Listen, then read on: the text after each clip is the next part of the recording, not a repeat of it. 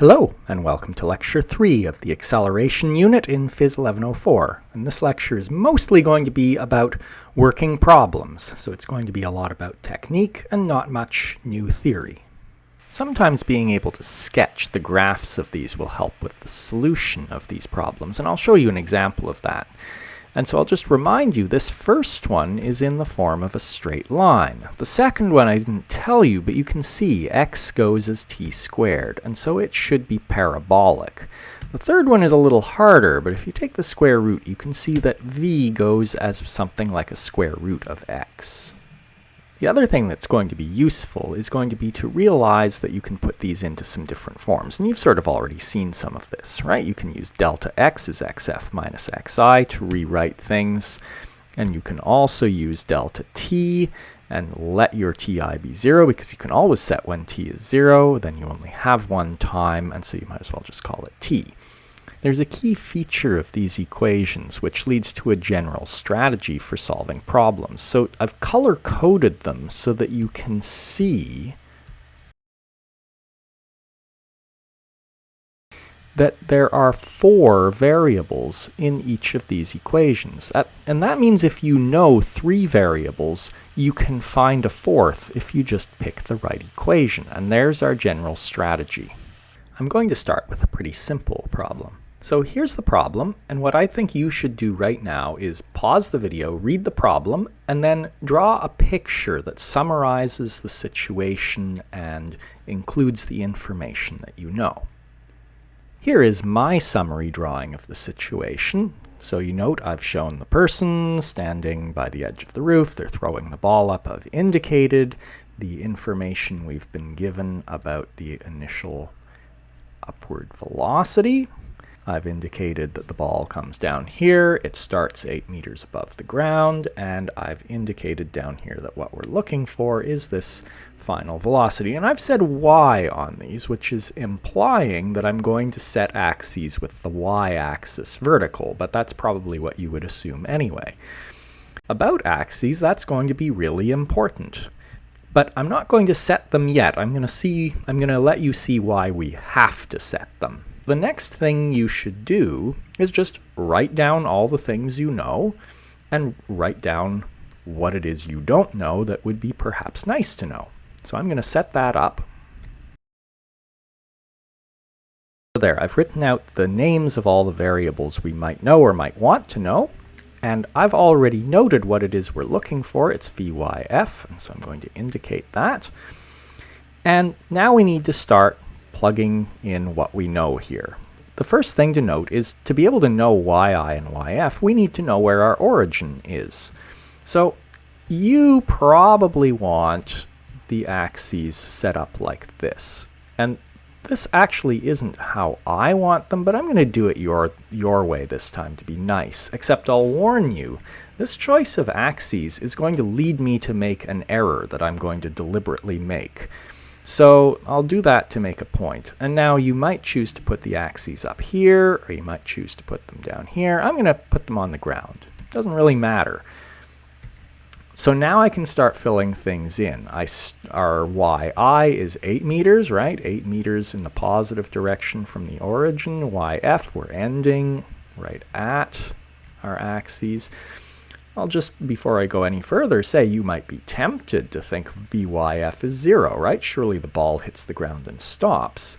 But all we can do with our UAM equations is talk about the free fall of the ball. At the instant it hits the ground, it isn't in free fall anymore, and the equations don't know what happens after that. So what we're in fact looking for is the velocity immediately before impact. Vyi we know, it's 6 meters per second. Ay, this is free fall. I've set up positive and the acceleration is down, so I'm going to write negative 9.8 meters per second squared, and we don't know delta t and we don't want to know it. I'll just point out, depending on which equation you use or which form, you might want to know delta y, and it is yf minus yi, so that's negative 8 meters. Now we need to note, we know 1, 2, 3 things. Great. If we know 3, we can get the 4th. And so all we have to do is choose the equation that includes the 3 things we know and the one we want. And if you look at the equations, you'll find that it's the one I called equation 3, which I'll write out now. So there it is written out. You're probably tempted to plug the numbers in, but don't. You're making work for yourself if you plug the numbers in this early. You want to solve entirely for the thing you're looking for, isolate it. So I'm just going to take the square root of both sides, and then this will be isolated. Now I'm going to plug the numbers in. So again, I think you should pause, plug the numbers in yourself, plug it into your calculator, see what you get. I'll do the same thing and come back with that all worked out. Okay, so there's my answer.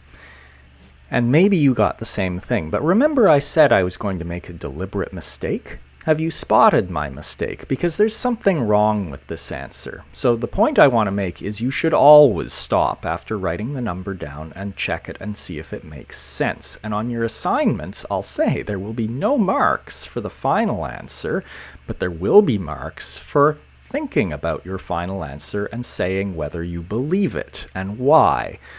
Well, look, Vy is down, and I've set up positive for y, and yet I've come up with a positive answer.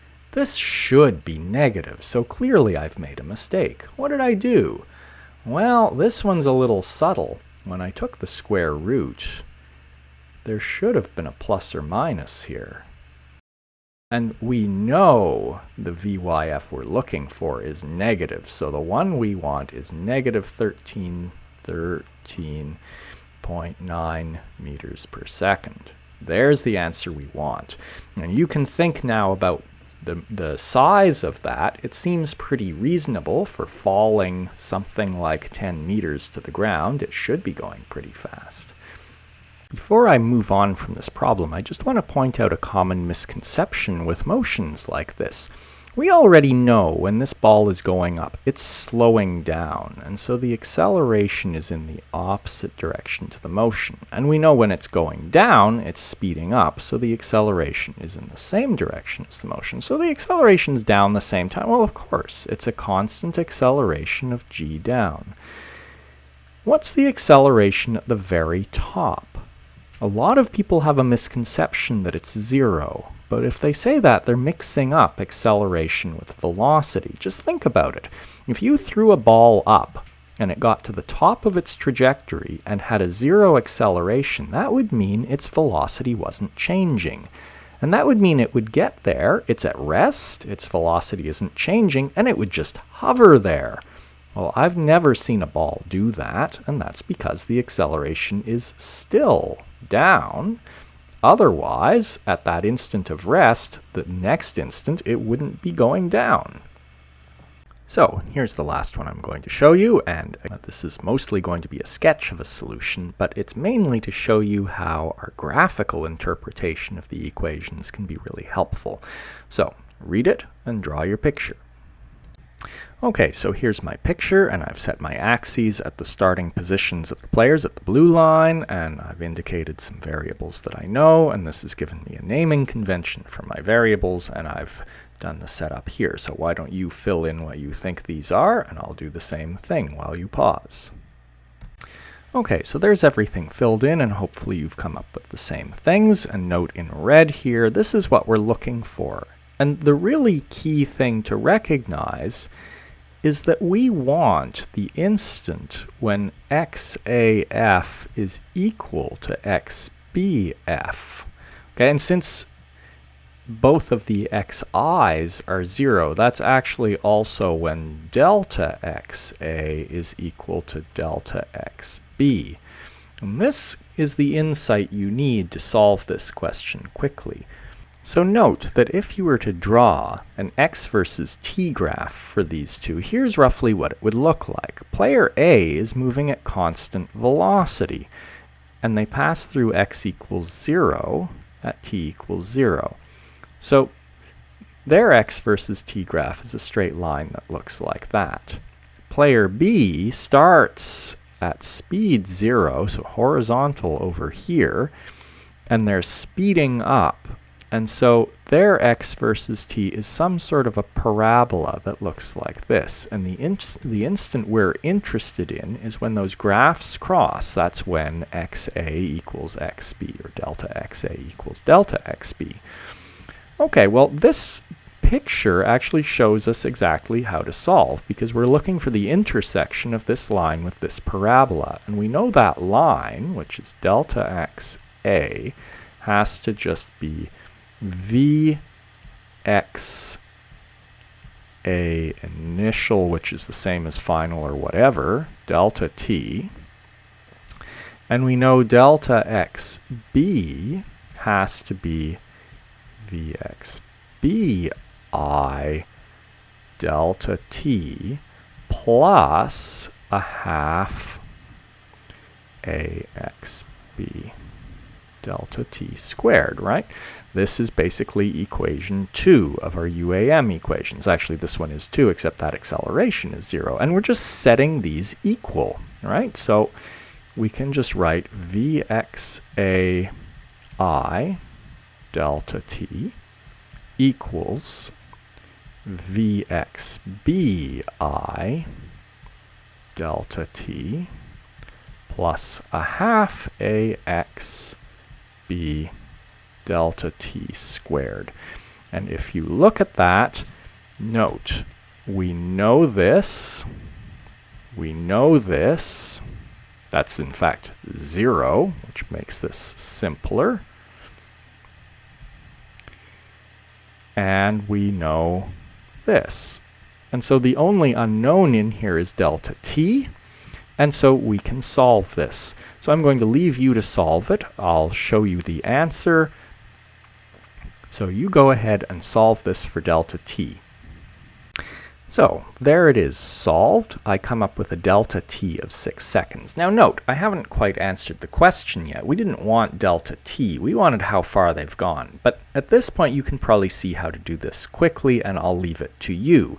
You can just use player B's motion, because it's a really simple motion, and figure out how far player B will have gone in 6 seconds, and you will now know where it is they meet. And it's worth assessing this. Note that after 3 seconds with this acceleration, player B would have been going at the same speed as player A, but they can't possibly have caught up to them yet because they were going slower than player A the whole time. But that's when they match speeds, and so it's after that that they start to catch up. So we knew the answer had to be more than 3 seconds, and it turns out to be 6.